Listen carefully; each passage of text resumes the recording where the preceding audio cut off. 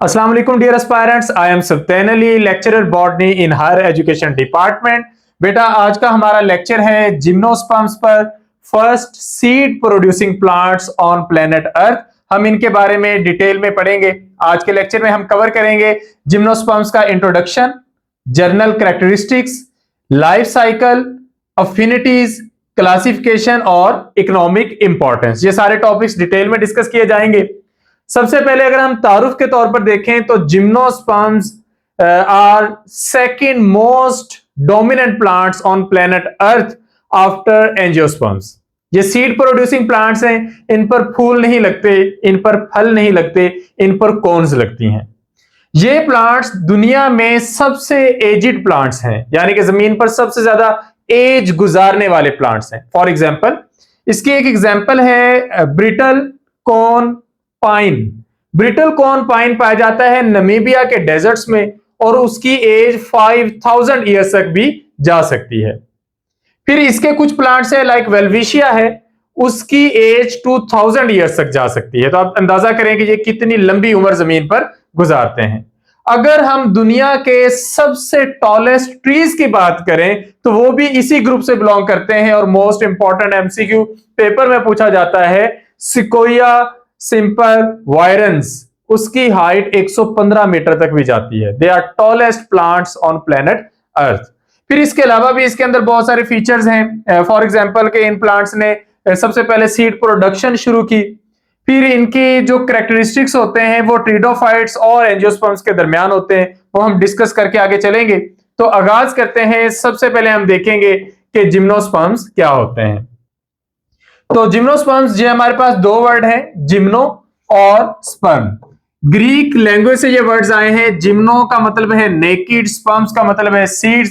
So they are those kind of plants which produce seeds but their seeds are not enclosed. इनके seeds enclosed नहीं होते, इनके seeds actually naked होते हैं, तो इसलिए हम इन्हें जिम्नोस्पर्म्स का नाम देते हैं। जमीन पर पौधों के दो बड़े ग्रुप हैं जो बीज बनाते हैं। उनमें से पहला ग्रुप है जिम्नोस्पर्म, जिनके सीड्स नेकेड होते हैं, इन पर फूल और फल नहीं लगते। दूसरा बड़ा ग्रुप और हमारी जमीन पर पौधों का मोस्ट डाइवर्स ग्रुप एंजियोस्पर्म्स है, जिन पर बीज लगते हैं। इनके बीज इनक्लोज्ड होते हैं फलों के अंदर और इन पर फूल भी लगते हैं, तो इन्हें हम क्लोज्ड सीडेड प्लांट्स कहते हैं। जिम्नोस्पर्म्स को हम नेकेड सीडेड प्लांट्स कहते हैं। तो अगर सीड्स इनके फल के अंदर नहीं होंगे तो कहां होंगे? तो अभी हम बात कर रहे थे कि इनके पास फलों की रिप्लेसमेंट पर कोन्स पाई जाती हैं। इनके पास स्ट्रोबिलाई होते हैं जिन पर इनके बीज लगते हैं।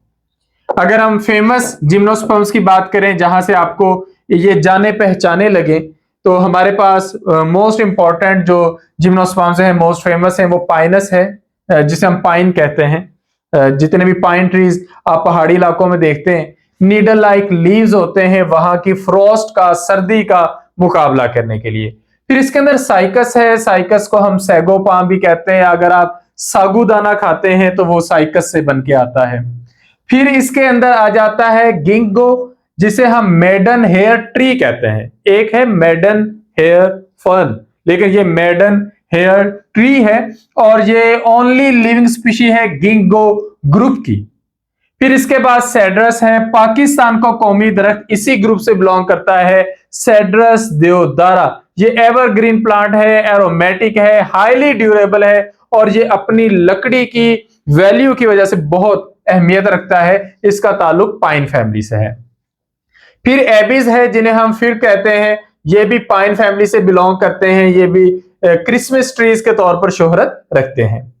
पाइसिया, जिसे हम स्प्रूस कहते हैं, ये भी पाइन फैमिली से बिलोंग करते हैं। इनकी कोन्स जो होती है वो नीचे को हैंग करती हैं, नीडल्स इनकी शार्प होती हैं और इनकी लकड़ी बहुत कीमती होती है। फिर टेक्सस, जिसे हम यू कहते हैं, ये इनके कजन प्लांट्स हैं, टेक्सेसी ग्रुप से इनका ताल्लुक है और इनसे टेक्सोल एक ड्रग मिलती है, that is anti cancer drug. Ephedra, जिसे मॉर्मन टी भी कहते हैं, ये एफिड्रेसी फैमिली से बिलोंग करते हैं और इनसे ड्रग हासिल होती है जिसे हम एफिड्रीन कहते हैं। इसी तरह लैरिक्स है, लार्च बोलते हैं, पाइन ग्रुप से इसका ताल्लुक है, डिसिडस कोनिफर है और इसकी भी लकड़ी बहुत कीमती है। तो आपने इन पौधों का नाम कहीं ना कहीं सुना होगा। इसके अलावा अभी मैं नाम ले रहा था वेल्विशिया का, जो वेलविशिया है वो 2000 साल तक उम्र गुजारता है और उस पर 2 पत्ते होते हैं और वो ड्यूरेबल होते हैं, जल्दी जाते ही नहीं है। तो ये बहुत मशहूर तरीन प्लांट्स हैं। अब अगर हम ग्रुप वाइज बात करें तो आप एक ग्रुप पढ़ेंगे साइकड्स, जिसमें साइकस है और जेमिया है। फिर आप एक ग्रुप पढ़ेंगे कोनिफर, जो इसका लार्जेस्ट ग्रुप है। इसमें Pinus, Cedrus, Abies, Picea, Cupressus, Juniperus. Pakistan में दुनिया का सबसे बड़ा जो जूनिपर फॉरेस्ट ज़ियारत के मुकाम पर पाया जाता है। फिर इसमें थोजा है, टेक्सस है, एरोकेरिया बड़ा मशहूर नुमाइशी ऑर्नामेंटल प्लांट है, पोडोकार्पस है, सिकोया है और लैरिक्स है। ये सारे कोनिफर्स हैं। और आगे 2 ग्रुप हैं, गिंगो और जिनीटेल्स। ये जो नीटेल्स हैं इनको नी टेल्स भी पढ़ा जाता है, जी टेल्स भी पढ़ा जाता है, 2 तरह से बोला जाता है। गिंगो के अंदर गिंगो बाइलोबा ओनली सर्वाइविंग स्पीशी है, जबकि नीटेल्स के अंदर एफिड्रा है, नीटम है, वेलविशिया है, ये सारे प्लांट्स इसके अंदर मौजूद हैं। तो ये हैं हमारे पास जिम्नोस्पर्म्स। जमीन पर ये 390 मिलियन साल पहले आए थे डिवोनियन पीरियड में, और उसके बाद से ये कंटिन्यूसली हमारी जमीन पर मौजूद है। डायनासोर्स के जमाने में ये हमारी जमीन के मोस्ट अबंडेंट प्लांट्स थे, यानी कि जुरासिक पीरियड के ये सबसे अबंडेंट प्लांट्स हैं। और फिर जैसे जैसे डायनासोर जमीन से गए तो ये भी उनके मुकाबले, उनके साथ साथ ये भी कम होते गए, एंजियोस्पर्म्स डोमिनेट कर गए। एवोल्यूशनरी पर्सपेक्टिव से हम बात करें तो कार्बोनिफेरस पीरियड के एंड पर ये जमीन पर थोड़े ज्यादा नजर आना शुरू हुए। अगर हम कहें ना कि ये आए पहली दफा कब थे तो डिवोनियन में आ गए थे, लेकिन कार्बोनिफेरस पीरियड में ये जमीन पर जरा अपीयर होना शुरू हो गए, फैलना शुरू हो गए। और इनका डोमिनेंट जो एरा है दैट इज मीजोजोइक एरा, और मीजोजोइक एरा को हम age of conifers and cycads भी कहते हैं। एवोल्यूशनरी पर्सपेक्टिव से ये कामयाबी है पौधों की। इनसे पहले जितने भी पौधे थे वो बीज नहीं बनाते थे। अगरचे हमारे पास टीडोफाइट्स के जो very last group, most advanced groups हैं, उनके अंदर हेट्रोस्पोरी आ गई थी, उनके अंदर एवोल्यूशन ऑफ सीड हैबिट बहुत डेवलप हो गई थी। लेकिन जो प्रॉपरली सीड बनाए हैं वो इन्होंने बनाए हैं। और सीड बनाने का फायदा क्या हुआ? पौधे वहां भी पहुंच गए जहां पर नॉर्मली पौधे सर्वाइव नहीं कर सकते, यानी कि पौधों ने डेजर्ट कंडीशंस में भी सरवाइव करना शुरू कर दिया। सीड की बड़ी खूबी होती है कि सीड एक प्रोटेक्टिव कोड प्रोवाइड करता है, अंदर स्टोर्ड फूड प्रोवाइड करता है। तो एम्ब्रियो की जो ड्यूरेबिलिटी होती है, उसकी सरवाइव करने की कंडीशंस होती है, बहुत बढ़ जाती हैं। इसके अलावा gymnosperms were first land plants to develop pollen for male gametes transfer. तो इन्होंने पोलन का कॉन्सेप्ट इनके थ्रू आया, तो वो जो वाटर की जरूरत होती थी फर्टिलाइजेशन के लिए वो खत्म हो गई। तो ये है हमारे जिम्नोस्पर्म्स। ग्रुपिंग की बात करें, क्लासिफिकेशन की, तो अभी हम पीछे 4 ग्रुप पढ़ के आए हैं कि एक इनका साइकेड्स का ग्रुप है, एक पाइन्स का ग्रुप है, एक गिंको का है, एक नीटेल्स का है। तो अभी हम इसकी मॉडर्न क्लासिफिकेशन पढ़ते हैं। 4 डिस्टिंक्ट डिविजन्स हैं जिम्नोस्पर्म्स के अंदर। पहली डिवीजन है साइकेडोफाइटा, जिन्हें हम साइकेड्स कहते हैं। They are palm like plants, pinnate leaves के एक ब्रांच की दोनों साइडों पर लीव्स निकलते चले जाते हैं। स्लो ग्रोइंग है, डाइशियस हैं, यानी कि मेल अलग फीमेल अलग हैं। दे पोजेस फ्लैजिलेटेड स्पर्म, इनका जो स्पर्म होता है वो मोबाइल होता है। तो ज़ोइडोगैमी हम इसे बोलेंगे। इनके पास कोरलाइड रूट्स हैं, वो जमीन में शॉर्ट सी रूट्स होती हैं, फूड स्टोर करती हैं, और फूड स्टोर करने के साथ वो पार्टनरशिप करती हैं साइनोबैक्टीरिया के साथ, नोस्टॉक स्पीशीज के साथ। तो वो अपनी नाइट्रोजनस डिमांड वहां से फुलफिल कर लेती हैं। सेकेंडरी ग्रोथ जो इनके अंदर होती है वो मेनोजाइलिक वुड होती है, जिसके अंदर पैरेनकाइमा काफी ज्यादा है। In other words we may say they have soft wood. इसके मुकाबले में आगे हम ऐसे ग्रुप्स पढ़ेंगे जिनके अंदर हार्डवुड का कॉन्सेप्ट आता है। इनके अंदर ऑर्डर जो है वो साइकेडेल्स है, उसके अंदर फैमिली साइकेडेसी है, जेमिएसी है। इसके अंदर साइकस सबसे मशहूर तरीन ग्रुप है, और साइकस रेवोल्यूटा जिसे हम सेगोपाम कहते हैं, ये इसके अंदर पाए जाते हैं। मेगास्पोरोफिल्स इनके लीफ लाइक हैं, तो ट्रू कोन का कॉन्सेप्ट इनके अंदर वैसे नहीं है। जेमिएसी में जेमिया है, मैक्रोजेमिया है, एनसिफालारोटस है, सिरेटोजेमिया है, ये सारे इसके अंदर हैं, और इनके अंदर कंपैक्ट कोन्स है। फिर है डिवीजन गिंकोफाइटा, इन्हें हम मेडन हेयर ट्री कहते हैं। मैं अगेन कहता हूं कि मेडन हेयर फर्न एडियंटम और मेडन हेयर ट्री, इनमें फर्क जानकर चलिएगा। तो इसके अंदर सिंगल सर्वाइविंग स्पीशी गिंगो बाइलोबा है। ये डिसीडस ट्री है, डाइकोटोमसली वेनेशन इनके अंदर हमें देखने को मिलती है। फैन शेप्ड लीव्स इनकी पहचान है। ये डाइशियस है, यानी कि मेल प्लांट अलग हैं, फीमेल प्लांट अलग हैं। फ्लैजिलेटेड स्पर्म है, सीड्स फ्लैशी हैं। स्मेल बहुत बुरी आती है इनके अंदर से, इनका सार्कोटेस्टा होता है स्पेशली इनके फीमेल प्लांट्स में, तो इसलिए इनके फीमेल प्लांट्स जो होते हैं वो सिटीज में मोस्टली नहीं लगाए जाते। They are highly resistant to pollution and pest. वैसे तो सारे जो जिम्नोस्पर्म्स है इस लिहाज से बहुत खासियत रखते हैं। They produce resins, tannins, terpenes, these all chemicals are insect repellent। तो दैट इज द रीजन ये अपने इसको as a defence strategy use करते हैं मुकाबला करने के लिए मुख्तलिफ तरह के इंसेक्ट्स का, पेस्ट्स का।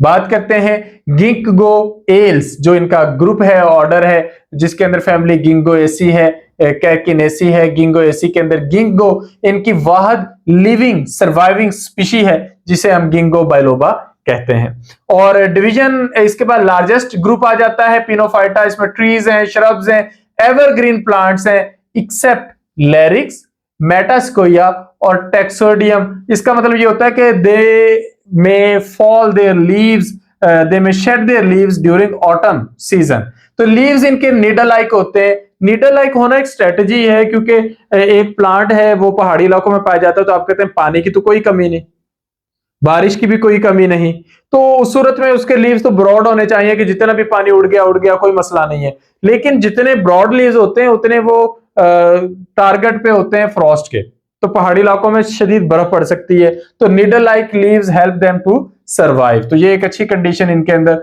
मौजूद होती है। तो ये इनकी फीचर्स आप कह सकते हैं। फिर वुड जो टिपिकली इनकी होती है वो पिक्नोजाइलिक होती है, यानी कि डेंस होती है, नैरो रेज वाली, तो इसलिए इसकी वुड जो होती है वो सॉफ्ट वुड से हार्ड में कन्वर्ट होना शुरू हो जाती है। दे प्रोड्यूस कोन, जिन्हें स्ट्रोबिलाई कहते हैं। स्पर्म इनके नॉन मोटाइल है, साइफनोगेमी यानी कि पोलन ट्यूब के जरिए ट्रांसफर होते हैं।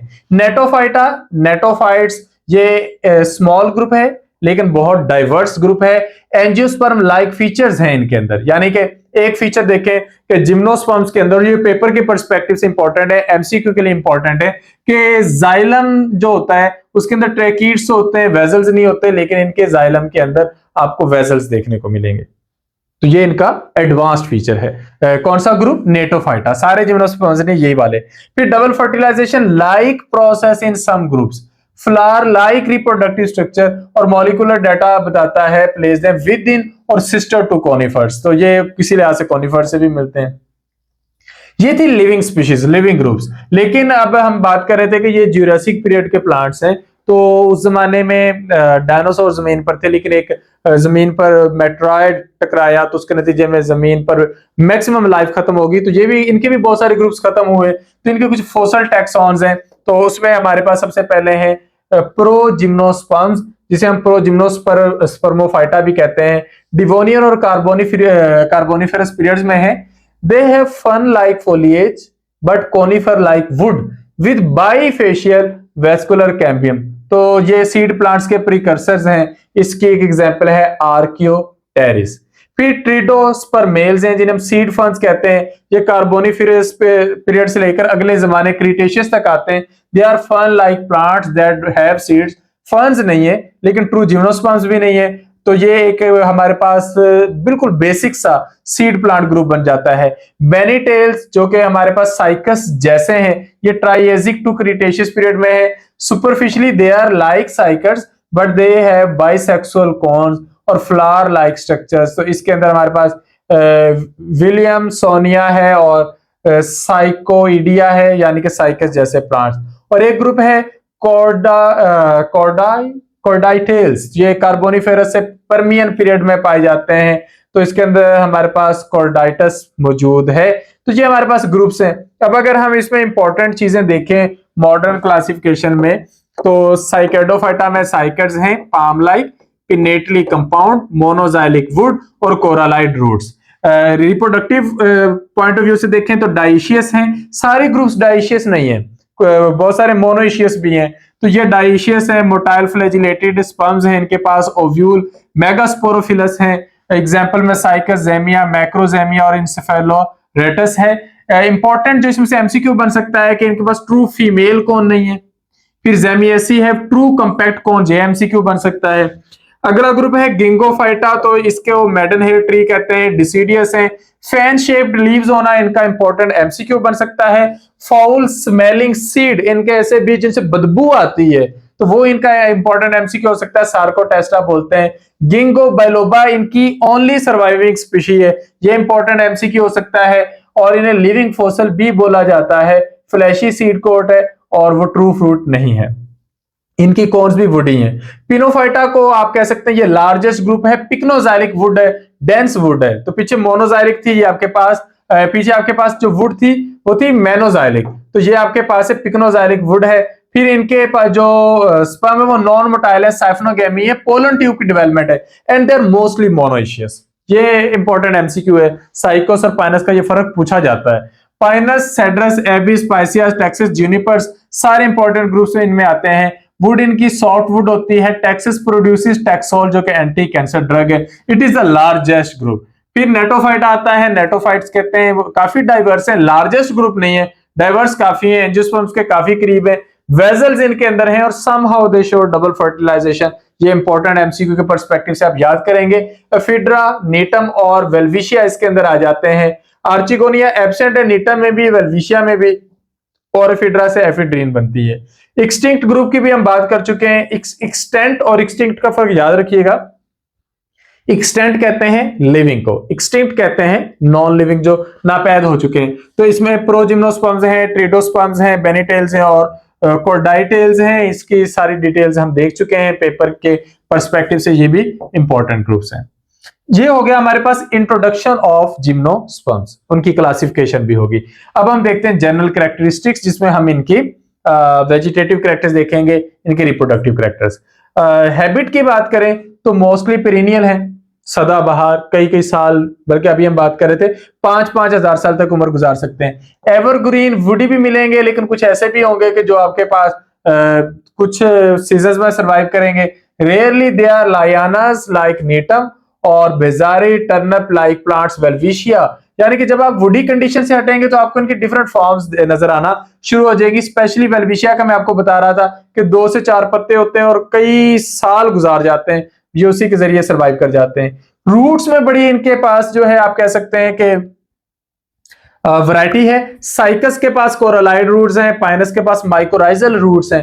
तो इनके पास वेल डेवलप्ड रूट सिस्टम है और क्लोनिंग करते ही रहती हैं इनकी रूट्स। 10-10 हजार साल पुरानी रूट्स आपको इनकी देखने को मिल जाएंगी। स्टेम की बात करें तो stem is mostly erect, sometime branched, sometimes unbranched. Branched जो होते हैं वो मोनोपोडियल कोनिफर्स में होते हैं और अनब्रांच जो होते हैं वो साइकड्स के अंदर होते हैं। They have secondary growth due to well developed vascular cambium, तो सेकेंडरी ग्रोथ आपको इनके अंदर देखने को मिल जाती है। मैं अभी आपको बात कर रहा था कि स्कोया 115 मीटर ऊंचा जाता है, स्कोया सिम्परवायरेंस। तो अगर वो इतना ऊंचा जा रहा है तो उसका नीचे से तना बहुत चौड़ाई वाला होगा। तो इतनी चौड़ाई कहां से आती है? सेकेंडरी ग्रोथ की वजह से, और अबंडेंट सेकेंडरी ग्रोथ की वजह से अबंडेंट सेकेंडरी जाइलम, और उसी की वजह से वुड बन जाती है। वुड टिपिकली नॉन पोरस है, वेजल एलिमेंट्स मोस्टली नहीं होते, ट्रैकीड्स इनके अंदर मौजूद होते हैं, लेकिन हम पीछे ग्रुप्स पढ़ के आए हैं जिनके पास वेजल्स मौजूद होती हैं। लीव्स की बात करें तो लीव्स में बहुत वैरायटी है। कोनिफर्स की बात करें तो नीडल लाइक लीव्स है उनके पास, उसमें पाइन्स आ जाती हैं। स्केल लाइक लीव्स सिप्रेस में है, स्ट्रैप शेप लीव्स एरोकेरिया में है।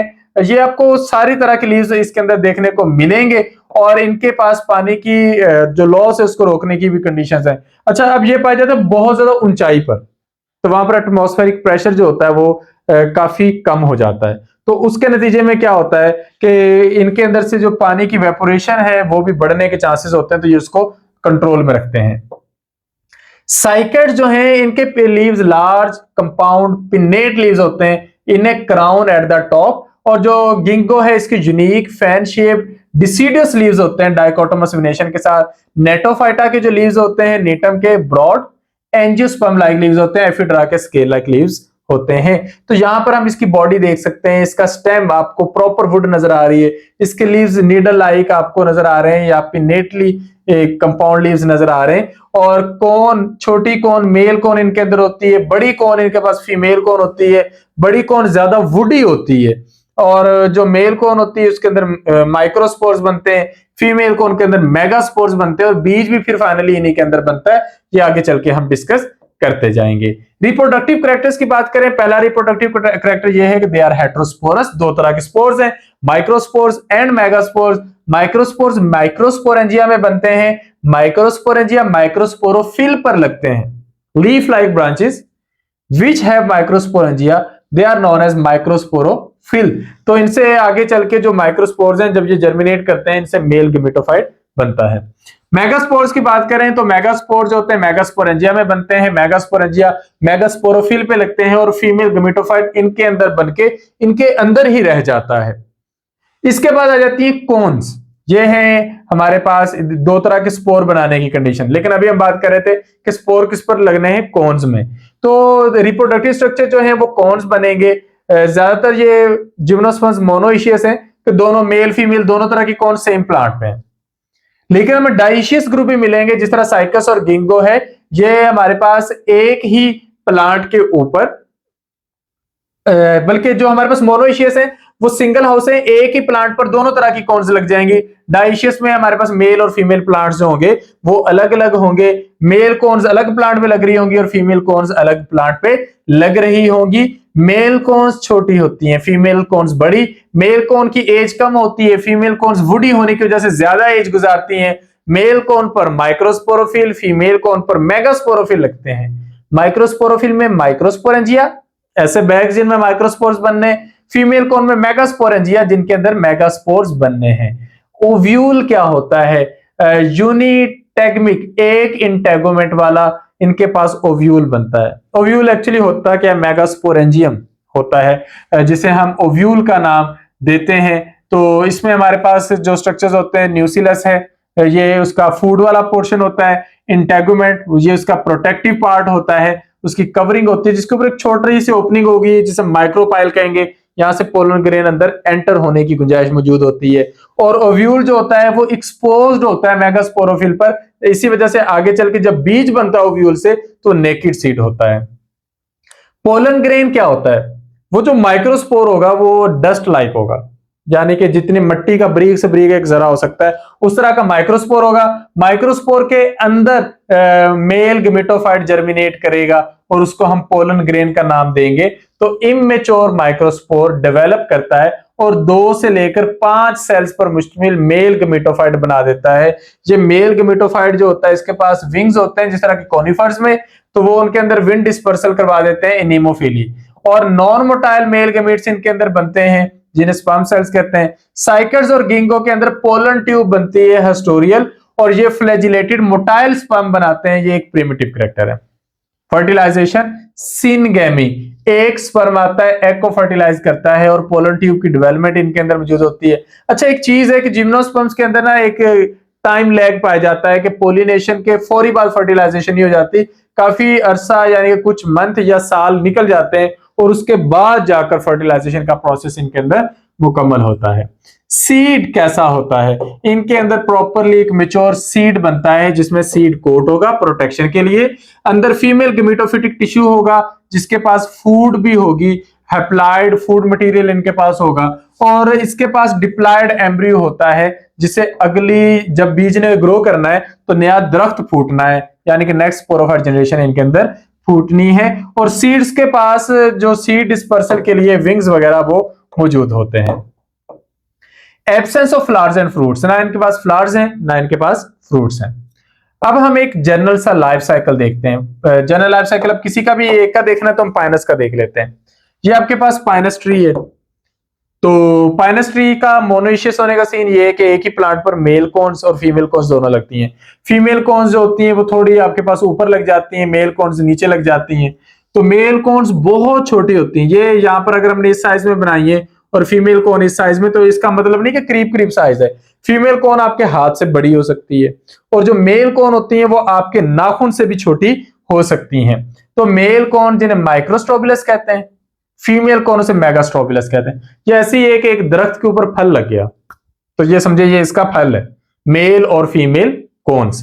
मेल कॉन्स नीचे, फीमेल कॉन्स ऊपर। अब कॉन जहां पर है वहीं पर है, कॉन कहीं नहीं जा रही, फीमेल कॉन अपनी जगह रहेगी। तो फीमेल कोन के पास कुछ ब्रांचेस होंगी जिन्हें हम कहेंगे मेगा स्पोरोफिल।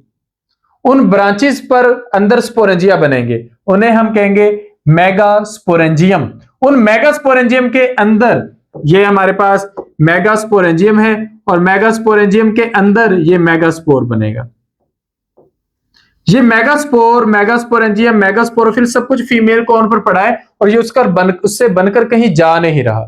तो अब यहां से आपको समझना आसान हो जाएगा कि एक प्लांट है, उस पर फीमेल कोन लगी, फीमेल कोन की ब्रांचेस को मेगास्पोरोफिल कहते हैं, उनके अंदर बनने वाले स्पोर बैग्स को मेगास्पोरेंजियम कहते हैं और उनके अंदर मेगास्पोर बन के अंदर ही पड़ा होता है। वो मेगास्पोर अंदर पड़ा पड़ा जर्मिनेट करता है और जर्मिनेट सबसे पहले तो डेफिनेटली मेगास्पोर ही बनेगा, तो जर्मिनेट करके अंदर फीमेल गेमेटोफाइट बना देता है और फीमेल गेमेटोफाइट जो होता है वो उसके अंदर अब मौजूद है, फीमेल गेमेटोफाइट विद आर्चिगोनिया।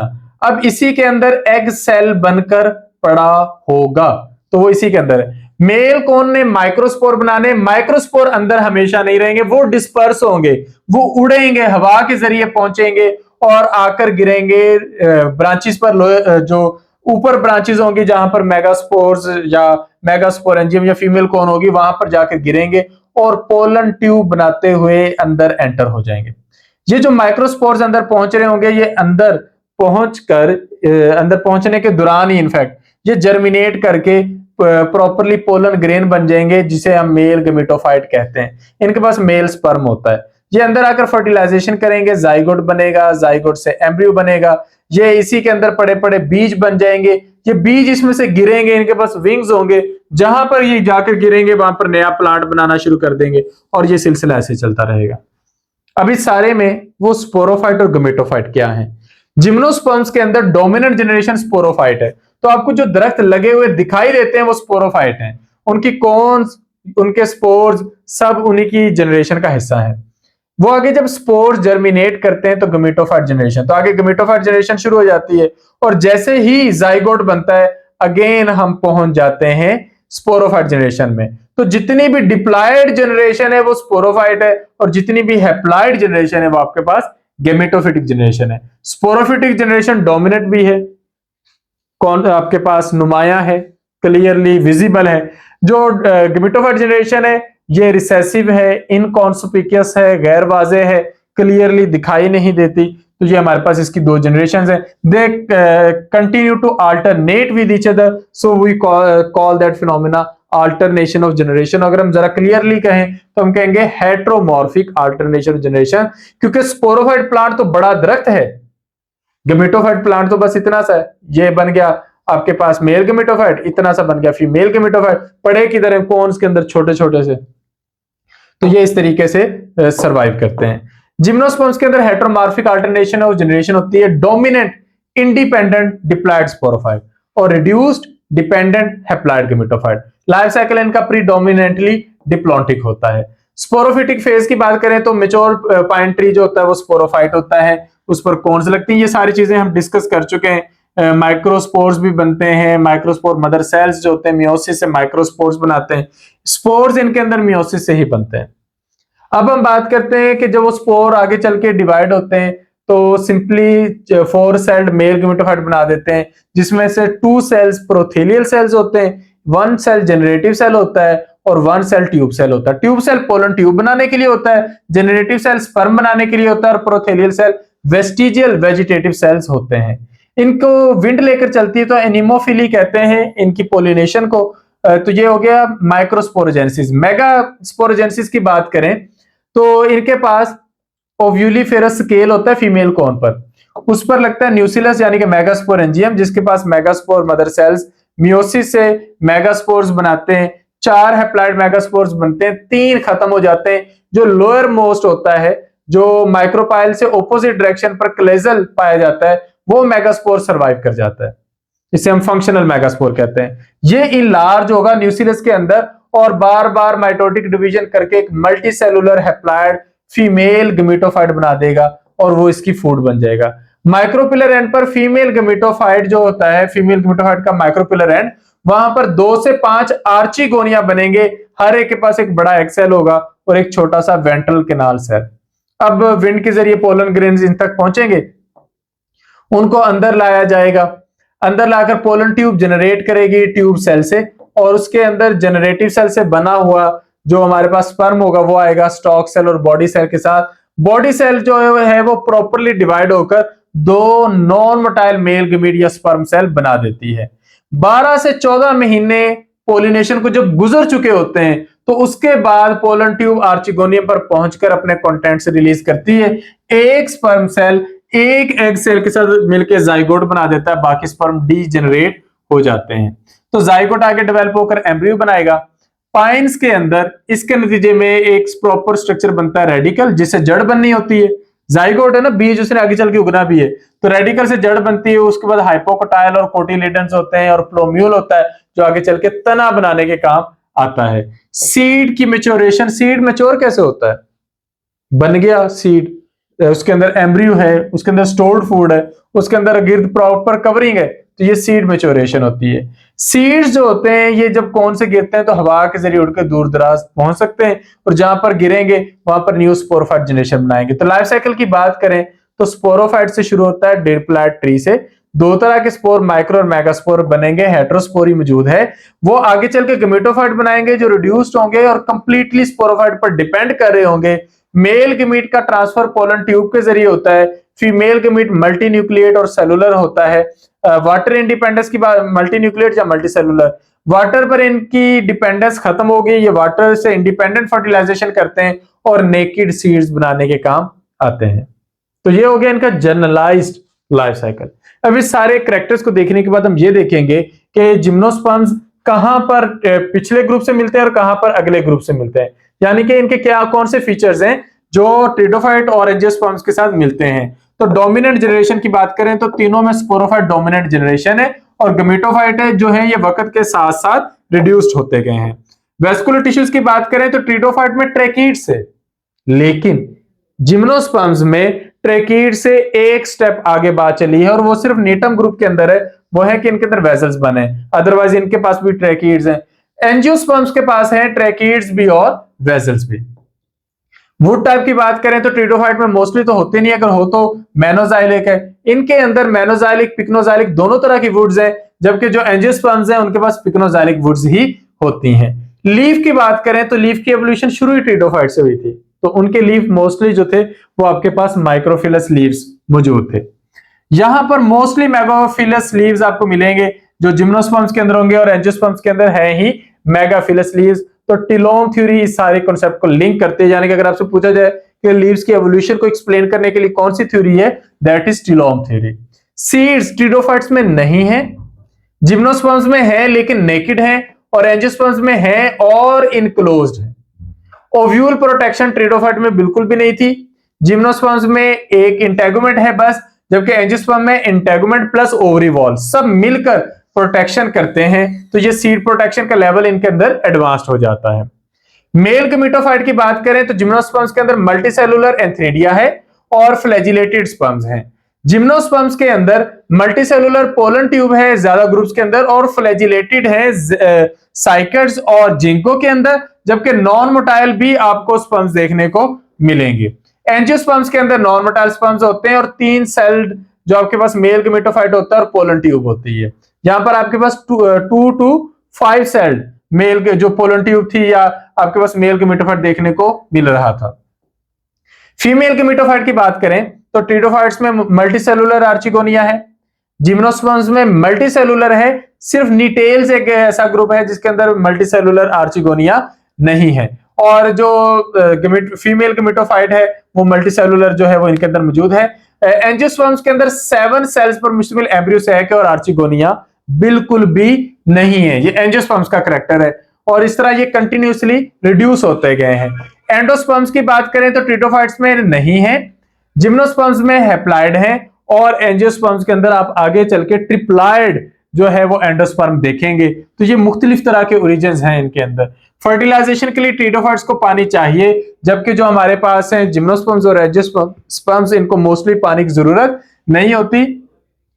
ये साइफनोगैमस हैं, तो ये हमारे पास विंड वगैरह को यूज करके या पोलन ट्यूब है, इनफैक्ट ये जो हम टर्म यूज करें ना सिफनोगेमस, ये पोलन ट्यूब का इस्तेमाल करते हुए फर्टिलाइजेशन करते हैं। फ्लावर जो है वो ट्रिडोफाइट्स में नहीं होते, जिम्नोस्पर्म्स में भी नहीं होते फ्लावर्स, लेकिन निटेल्स ग्रुप के अंदर फ्लावर लाइक स्ट्रक्चर्स होते हैं और एंजियोस्पर्म्स में ट्रू फ्लावर्स मौजूद होते हैं।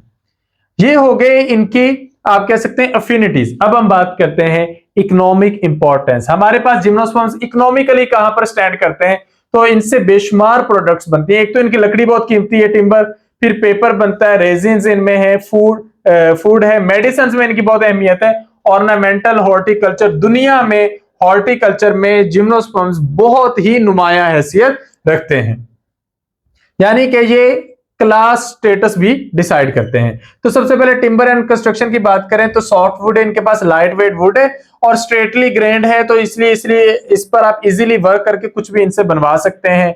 तो पाइनस की जो लकड़ी है, स्प्रूस की, फिर की, सेडार की, रेडवुड की, देवदार की, सारी कीमती हैं। जो पाइन की लकड़ी है ये यूज होती है for construction, for flooring, panel बनाने के लिए, प्लाईवुड वर्क के लिए और रेलवे स्लीपर्स बनाने के लिए। स्प्रूस जो पायसिया ये हाई क्वालिटी टिम्बर है, एयरक्राफ्ट कंस्ट्रक्शन और musical instrument like sound board बनाने के लिए और पल्प के लिए। फिर की जो लकड़ी है ये प्लाईवुड और पल्प वुड के लिए मशहूर है।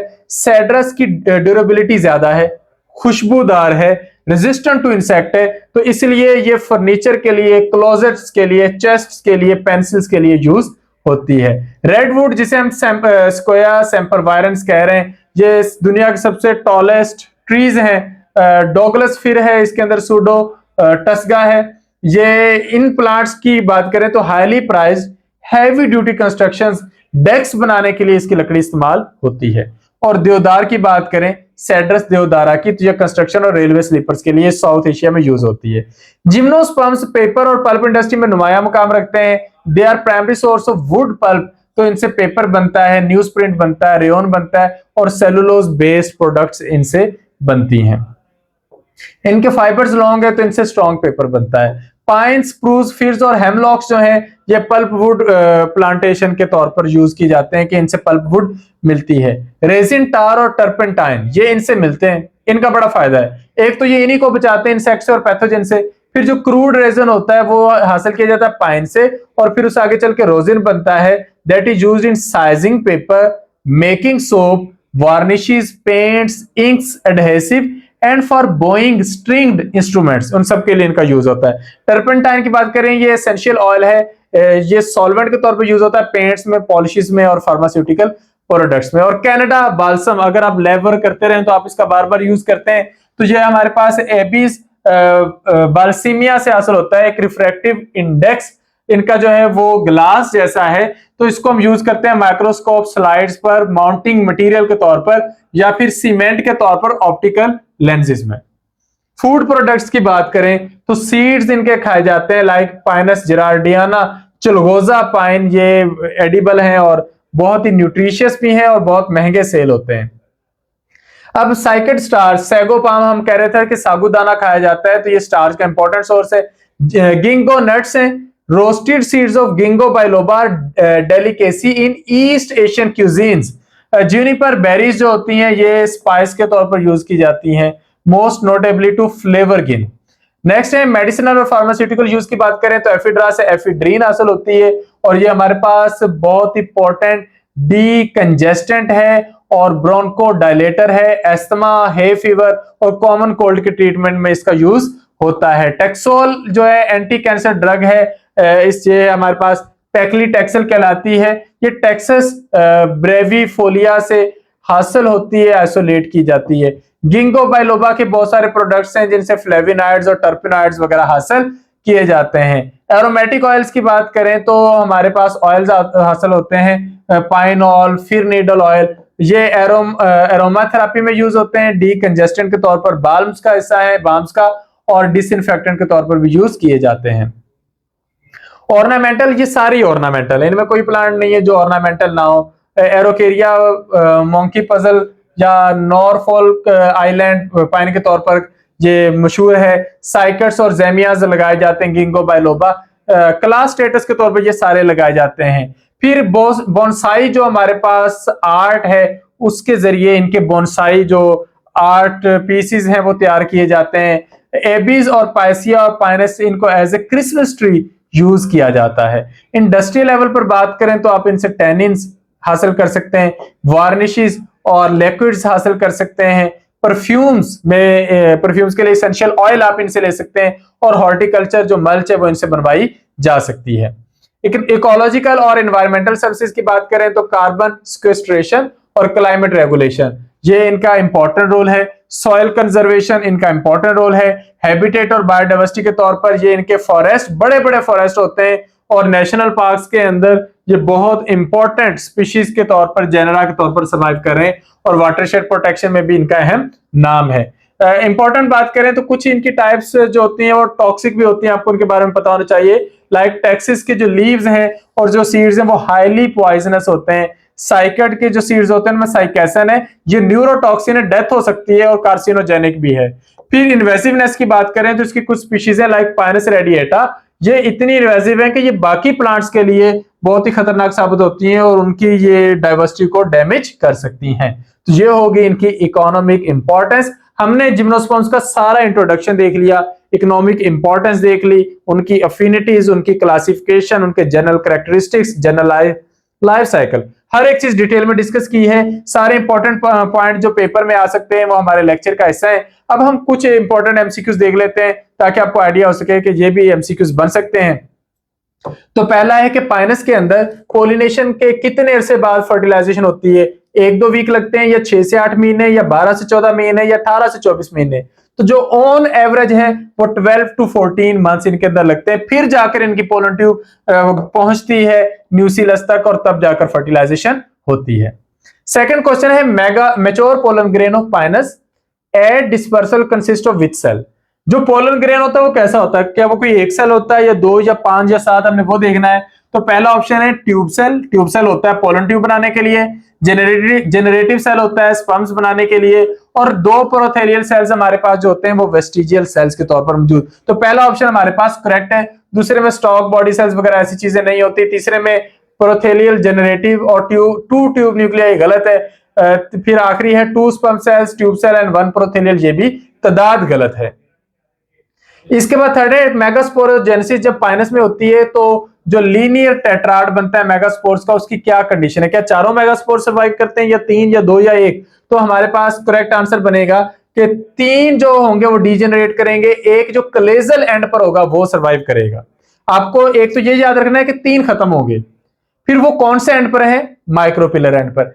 एक सर्वाइव करेगा, वो किस एंड पर है? कलेजल एंड पर। माइक्रोपाइल वो एंड होता है जहां से पोलन ट्यूब ने अंदर एंटर होना होता है, और उससे ऑपोजिट एंड को हम कलेजल एंड का नाम देते हैं। नेक्स्ट है which gymnosperm retain flagellated motile male gamete? तो हमने देखना है कि किसके गमीट मोटाइल रहते हैं और फ्लैजिलेटेड होते हैं। तो साइकस और गिंगो, ये 2 ग्रुप जो होते हैं ये मोटाइल मेल गमीट्स रखते हैं, जबकि जो पाइन्स वगैरह उनके नॉन मोटाइल मेल गमीट्स होते हैं। न्यूट्रिटिव टिश्यू जो होता है मैच्योर जिम्नोस्पर्म्स में वो कैसा होता है? हैप्लॉइड, डिप्लॉइड या ट्रिप्लॉइड? तो हैप्लॉइड होता है। वो मेल पार्ट में होता है या फीमेल में? वो फीमेल गमीटोफाइट के अंदर होता है। फिर वो फर्टिलाइजेशन से पहले बनता है। अगला क्वेश्चन है haploid endosperm formed after fertilization? नहीं, सी वाला हमारे पास करेक्ट आंसर है। Which feature is absent in Gnetum and Welwitschia but present in other gymnosperms? तो पहला ऑप्शन है वेसल्स इन जाइलम, ये नहीं है। आर्चिगोनियन फीमेल गमीटोफाइट, ये हमारे पास करेक्ट आंसर है, ये नीटम में और वेलविशिया में नहीं होता। When did gymnosperms first appear and became dominant respectively? तो ये हमारे पास कार्बोनिफेरस पीरियड में ज्यादा अपीयर हुए थे और मीसोजोइक में ये जो थे ये डोमिनेट कर गए थे। मीसोजोइक एरा को हम एज ऑफ कॉनिफर्स कहते हैं, ये आप इंपॉर्टेंट याद रखेंगे। विच पीरियड इज या which era is known as age of conifers? इसके बाद हमने देखना है रूट सिम्बियोट किसका करेक्टली मैच कर रहा है। पाइनस के पास क्या साइनोबैक्टीरिया होते हैं? नहीं। क्या साइकस माइकोराइजी बनाता है? नहीं। पाइनस बनाता है माइकोराइजी। तो पाइनस का माइकोराइजी ठीक है। जो साइकस को हमने लिंक करना था वो नाइट्रोजन फिक्सिंग बैक्टीरिया के साथ, साइनोबैक्टीरिया के साथ लिंक करना था।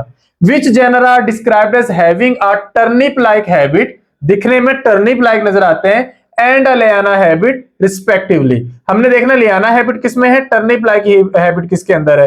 तो हमारे पास टर्निप लाइक जो है वो वेलविशिया है, जबकि लियाना यानी कि आपके पास वाइन्स की तरह बेलनुमा जिनकी फॉर्म है वो आपके पास है।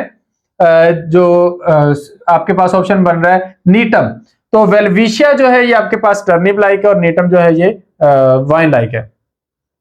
कनाडा बाल्सम आप किससे लेते हैं? एबीज से। Important MCQ. जिम्नोस्पर्म ओव्यूल का करेक्टर बताएं, ये कैसा होता है?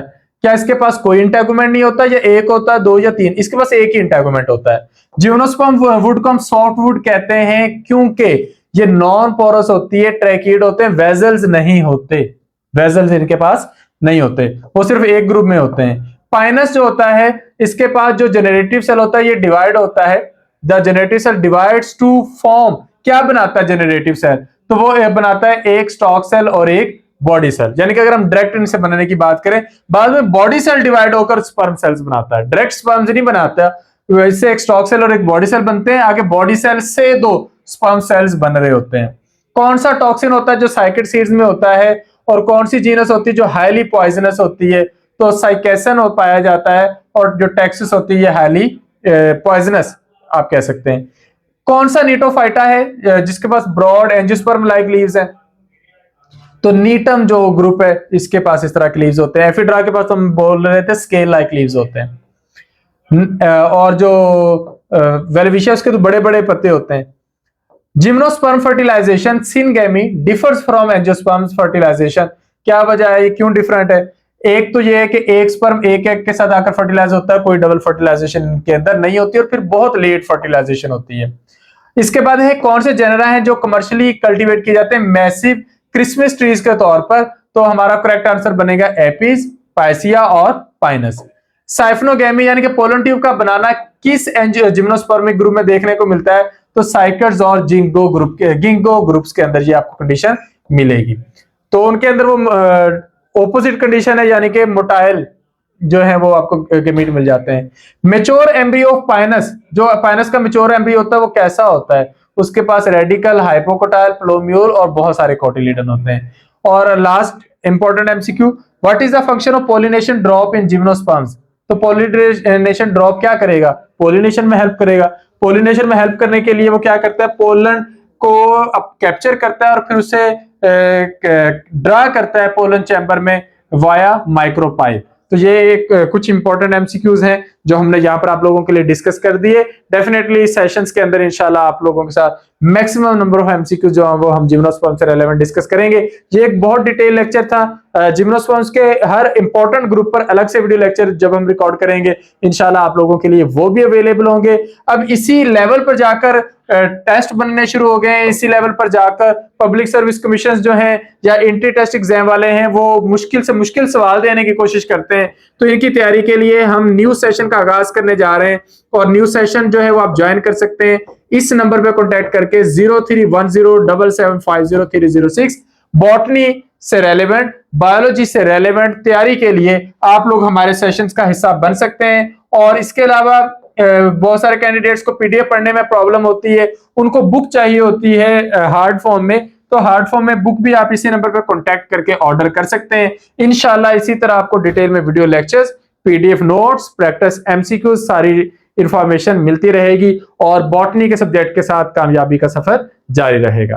Thank you, Allah Hafiz.